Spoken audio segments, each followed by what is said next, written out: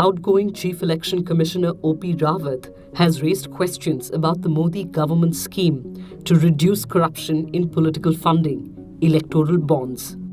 Electoral bonds are simple money instruments that any Indian citizen can buy from the State Bank of India and then hand over to a political party of their choice during specific 15-day windows. Now, the government insisted that because you have to purchase such bonds by check and through the banking system, the money coming in is likely to be white and not black. But under the electoral bonds scheme, neither the person buying the bonds nor the political party that receives it would have to disclose the identity of the bond purchaser. This essentially means donations to political parties can be completely anonymous. The amendment in Section 29C of the Representation of People Act 1951 makes it no longer necessary to report details of donations received through electoral bonds. Contribution reports of political parties need not mention names and addresses, etc., of those contributing by way of electoral bonds.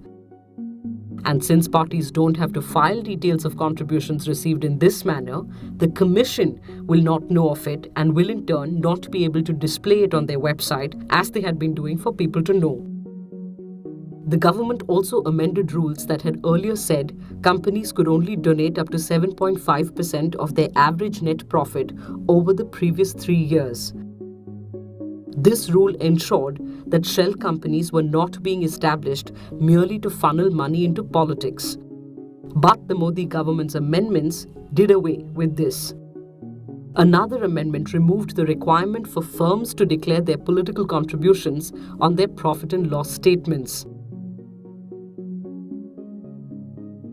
Altogether, as researcher Milan Vaishnav put it, far from reducing opacity in how politics is financed, this new vehicle merely legitimizes it. The Election Commission thought so too, telling the government in December 2017 that it was a retrograde step. Before, a new CEC suddenly announced that it was a step towards the right direction. Now, O.P. Rawat has waded in as well, saying, "While we have not done a full assessment yet, prima facie I feel that none of our concerns have been addressed in the electoral bonds scheme notified on the 2nd of January. Actually, there are many grey areas in this because when there is no ceiling on party expenditure and the EC cannot monitor it, how can you be sure that what is coming in is not black money, as there is a secrecy of the donor? Even foreign money can come, and even a dying company can give money now because the clause that insisted that only companies with a minimum 7.5% profit in the last 3 years could donate has been removed."